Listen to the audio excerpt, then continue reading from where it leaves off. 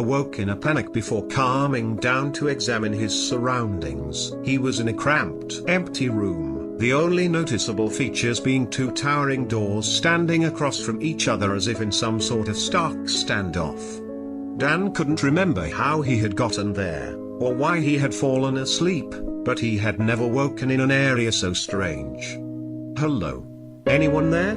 he questioned. His friendly tone quickly became agitated. "Okay, I don't know who's behind all this, but I am not a willing participant." His voice was now noticeably angry. "Look man, this is bullshit. I'll sue. Do you know who I am? I know a lot of people you do not want to meet and I'll call them right now if I have to." He reached for his pants, only to realize that his phone was not in his left pocket. He began frantically feeling and searching his various pockets but was unsuccessful. "Okay, I've about had enough of this shit." His voice hit the surrounding walls and died, as if he had never said anything at all. The silence was deafening. Dan veered his attention back to the doors. The door on the left immediately drew his attention. Its gleaming white finish was almost too intense to stare at, its presence glistening and lighting up the surrounding wall space. Dan wasn't exactly a door expert, but it had to be the most alluring design he could fathom, like it was designed to be perfect. Its angelic presence demanded attention. The other door lacked the same appeal. This one was shorter than the white door, and it was old, battered, and dirty. The door seemed to fit unevenly into the wall, and he could see pitch blackness through the resulting cracks. The door's placid emptiness seemed to contaminate the surrounding area, and the light from the opposing door died as it reached its counterpart.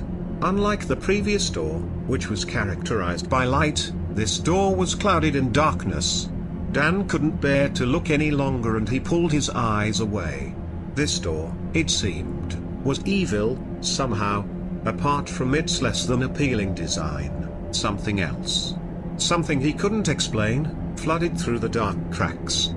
Dan moved toward the white door. As he closed the distance, the blinding light began to fade, and the details of the door became more apparent.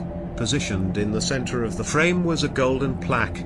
Etched into the gold was a large paragraph of unreadable text. As he moved closer, the text became clearer, as if it had changed from when he had first seen it. He squinted his eyes and read, "You will be in perfect happiness. There is no evil beyond this door. It is forbidden. It is impossible. This door is life." But in a sudden trance of human curiosity he withheld his arm. There was still another door to check, another option. Dan backed away from the white door. The more he stepped away, the brighter the door's illumination became until the details and the plaque had disappeared and only a white, shining light remained, too bright to distinguish. He struggled to pull away his gaze before realizing that he had almost backed into the other door. He jumped back in panic and turned to face his foe. Much like the other door, this one had more to it when Dan was closer. What was once covered in an eerie blackness was now clear. This door, like the one before it, featured a small paragraph in the center of the frame. This one neither shined nor changed. It was rotting in its place and crumbling under what seemed like millennia of decay. The knob seemed to melt towards the floor as if it pulled away. He struggled to read the fading text. This door is death. Beyond it, all the horrors and terrors that you could imagine live and thrive. Your troubles are magnified here, your fears apparent, and they are all that is real. You will search for happiness and never truly find it. Your pursuits will only lead into further lust. There is great evil beyond this door. This door is death. Dan's heart sank at the final words. He backed away from the door until he stood evenly between the two choices, one beautiful, with promises of good and happiness, the other disgusting, with assurance of misery and hopelessness. An easy choice, Dan surmised. He moved towards his decision, his eyes again adjusting and making out the details of the door as he moved closer. The glass handle was now in sight. The promises on the plaque seemed to already be coming true, as the horror, He felt in the presence of the other began to fade the closer he got. Eager and curious beyond imagining, he again reached for the handle. Whether by a twist of fate or a random chance, he was stopped. Not physically, but rather like his heart could not bring himself to do it in light of a new variable. Noises now emitted from the opposing door. It was the first sound he had heard other than his own voice since he had woken. The noise was indistinguishable at first, but became clearer as he listened. It was a woman, sobbing and screaming in horror and agony. Dan turned to look at the blackness. The sound seeped through the dark cracks. The cries escalated in both volume and emotion.